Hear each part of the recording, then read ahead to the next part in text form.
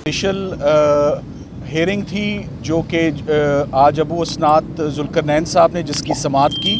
आज दोबारा इमरान खान साहब की मुकम्मल लीगल टीम यहाँ मौजूद थी, मगर बावजूद इसके कि हमने बेशुमार दफ़ा रिक्वेस्ट की, आधी लीगल टीम को अंदर जाने की इजाज़त दी गई और आधे लोग अंदर ना जा सके।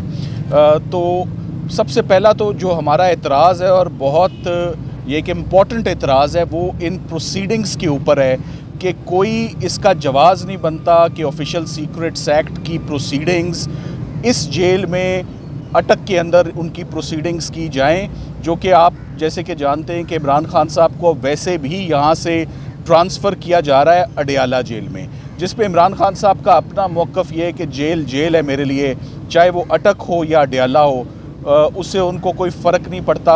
उनको मैंने तो उतना ही जो है वो कमिटेड पाया है और उतना ही फोकस्ड पाया है और उतना ही मजबूत पाया है जितना कि मैं उनको पिछली मीटिंग्स पर मैं पाता रहा।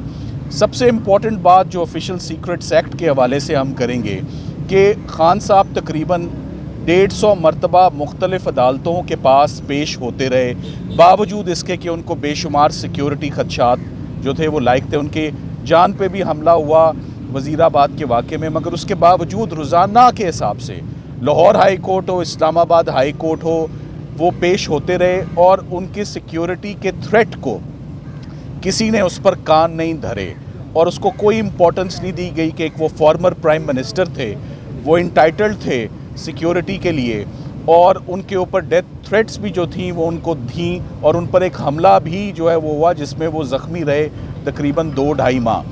तो अब इन प्रोसीडिंग्स को खामोशी से जेल के अंदर करना, ये ओपन प्रोसीडिंग्स नहीं हो रही, ये फंडामेंटल राइट्स की वायलेशन है।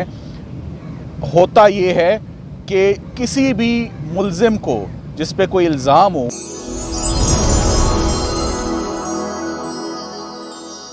उसको अदालत के सामने लाया जाता है, ना कि अदालत ख़ुद चल के कोर्ट आ जाए और इधर आके अपनी कोर्ट जेल में लगाए।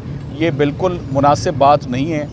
आने वाले दिनों में सबसे पहले तो हम इन जेल प्रोसीडिंग्स को इनको हम कंडेम भी करते हैं और इनको हम डिसअप्रूव भी करते हैं और इनके ख़िलाफ़ हम जो है अपनी वो आवाज़ भी उठाएंगे। अब साथ ही साथ में जो साइफ़र बेल की हेयरिंग है वो चीफ़ जस्टिस आमिर फ़ारूक साहब के पास उसकी समाअत कल हुई और उस समाअत में जो प्रोसिक्यूशन ने, जो कि 3 अदद प्रोसिक्यूटर्स इस केस में अपॉइंट किए गए हैं, जो कि जिनको हमने हमेशा ही कोई आने बहाने बनाते देखा है, वो केस में पेश नहीं होना चाह रहे, केस में अदालत को मावनत अपनी नहीं देना चाह रहे और डिले का शिकार है ये सारे का सारा केस, सिर्फ प्रोसिक्यूशन की दरख्वास्तों और एप्लीकेशंस की बिना पर, जो कि अब चीफ़ जस्टिस साहब के पास कल एक बाकायदा एक छोटी सी समाअत हुई जिसमें ये बात जो है उन्होंने इस पर आर्ग्यूमेंट सुने दोनों साइडों से कि क्या ऑफिशियल सीक्रेट्स एक्ट की ज़मानत की हेयरिंग, क्या उसमें पब्लिक गैदरिंग और पब्लिक गैलरी को खाली करवाया जाए और सिर्फ वकला को इजाज़त दी जाए।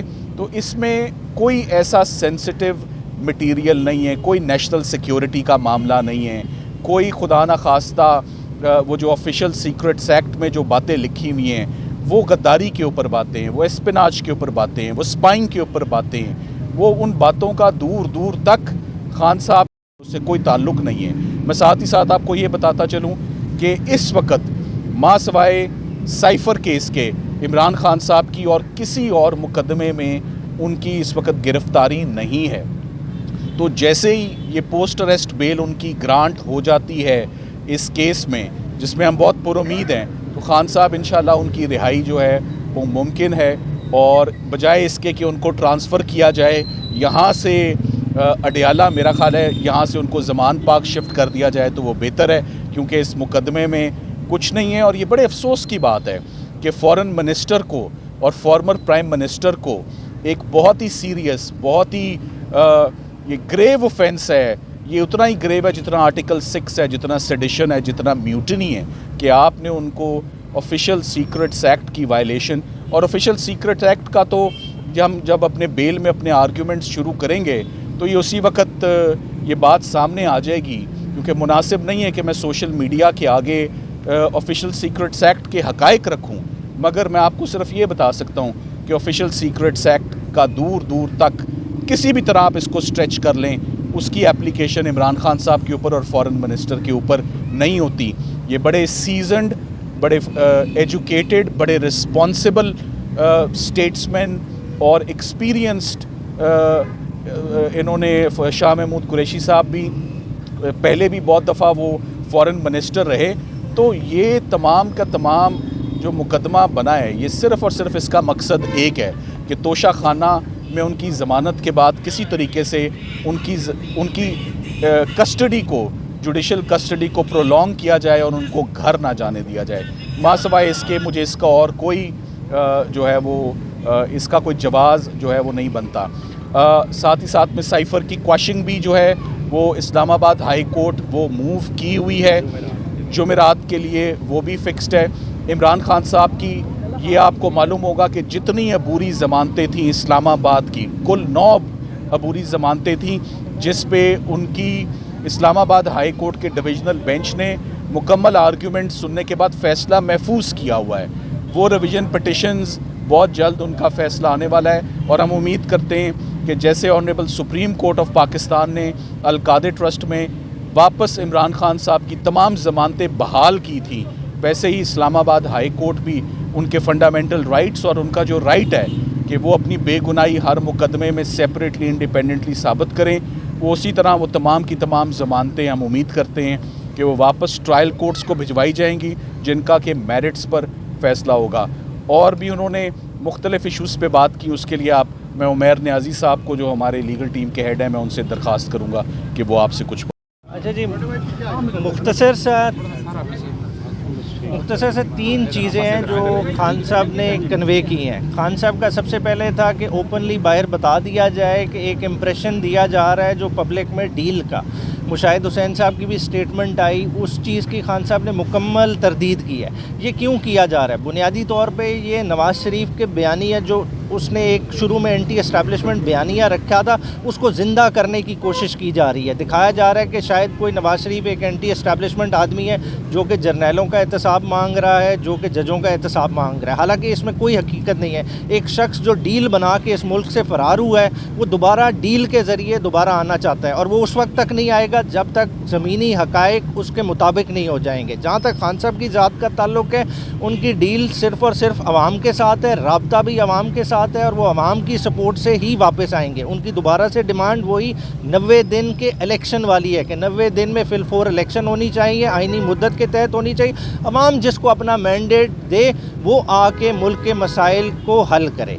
सेकेंडली, उन्होंने बात की कि सियासत आप करते हैं एक सियासत के लिए, अगर आप खाली सियासत के लिए सियासत के फील्ड में हैं तो जेल आपके लिए बतौर सज़ा है, आपको सज़ा फ़ील होगी। मैं सियासत कर रहा हूँ इस मुल्क की आज़ादी के लिए, शख्सी आज़ादी के लिए, लोगों का तशख़्ख़ुस बहाल करने के लिए। तो ये जेल मेरे लिए सज़ा नहीं है, ये मेरे लिए ये एक इबादत की सूरत है, और मैं इस मिशन में अपना काम जारी रखूँगा। तो इसलिए डील वाला सफ़ा फाड़ दें, अवाम में ये मिसकंसेप्शन फैलाते रहेंगे, उसमें उन बातों में किसी ने नहीं आना। लास्टली जो उन्होंने बात की वो दोबारा से 9 मई के हवाले से की। 9 मई के हवाले से उनका मौक़िफ़ वही था कि ये फॉल्स फ्लैग ऑपरेशन था, इसके आर्किटेक्ट लंदन में बैठे हुए हैं और वो ही दोबारा वापस आने की कोशिश कर रहे हैं। देखें, 9 मई का सबसे ज़्यादा नुकसान किसको हुआ? नुकसान PTI को हुआ। बेनिफिशरी कौन लोग हैं? अवाम को उनका पता है। देखें, आज तक TV फुटेजेस वो चीज़ें सामने नहीं लाई गई।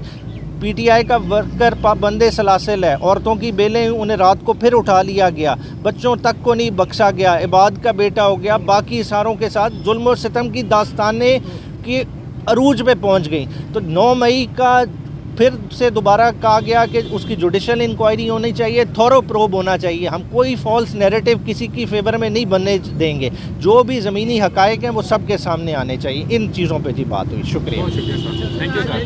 खान साहब देखें, अटक जेल की जो कैद में रहे, एक माहौल में यूज़ टू हो गए, मैं उसको ये कहूँगा। ठीक है, उन्होंने आपकी जो इन्फॉर्मेशन है इस हद तक दुरुस्त ज़रूर है कि उन्होंने कहा कि मैं अटक जेल में कंफर्टेबल हूँ, मगर जैसा सलमान साहब ने बात की, अटक हो अडयाला हो उन्हें फ़र्क नहीं पड़ता। देखिए, अडयाला शिफ्टिंग में गवर्नमेंट का मकसद क्या है? वहाँ शाह महमूद कुरैशी साहब बंद हैं, ठीक है, ये क्या करना चाह रहे हैं कि दोबारा से इस केस में चालान आए और जिस तरह से तोशा खाना का एक ट्रायल किया गया एक्सेलरेटर पे पैर रख के, उस तरह का एक और ट्रायल करना चाह रहे हैं। वो हम होने नहीं देंगे। हमारी डिमांड है कि ये ट्रायल ओपन होना चाहिए। हमारी दरख्वास्त हाई कोर्ट में पेंडिंग है, उसका फिलफोर फैसला होना चाहिए और डिसाइड हो ताकि पब्लिक सारी देखे कि इसमें है क्या।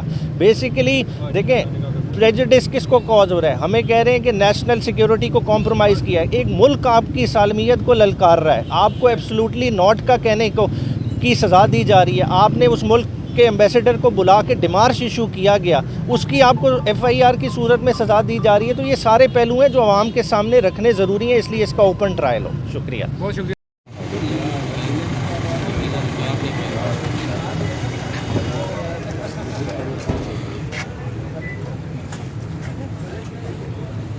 अस्सलामुअलैकुम सर, क्या हाल है? वेलकम टू अटक। Thank you. ऐसा लग रहा है सर आखिरी खिदमत है हमारी। तो अब आपको मेरा ख्याल है कि ये 1 से 2 दफ़ा ही होगा।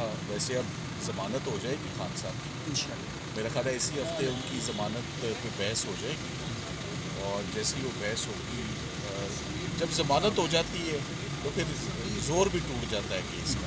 मेरा ख्याल है कि पंजोता साहब ने कहा हलचल मचा रही खबर देकर डेरा जेल शिफ्ट हो गए हैं। हाँ, वो एक्चुअली रात तक ये चलती रही है कि आया उनको शिफ्ट किया गया या नहीं। मेरा ख्याल है कि आज किसी वक्त वो यहाँ से शिफ्ट कर दें। सर कल शिफ्ट करना था, आज क्यों कहते हैं कागजी कल कार्रवाई जो है? ऑर्डर्स होते होते शाम के बाद, रात के बाद अमूमन सिक्योरिटी रीजंस के ऊपर शिफ्टिंग और ट्रांसफर्स नहीं होते। तो मेरा ख्याल है कि उसकी ये वजह थी कि वो शाम हो गई थी और रात हो गई। मतलब सिक्योरिटी खदशात के पेश नज़र उनको शिफ्ट नहीं किया। हाँ जी। और कोई साथ में ये भी और कोई कानूनी खबर मामला? चल रही थी कि प्रॉबेबली उनको हेलीकॉप्टर के ज़रिए यहाँ से वहाँ ट्रांसफ़र किया जाए।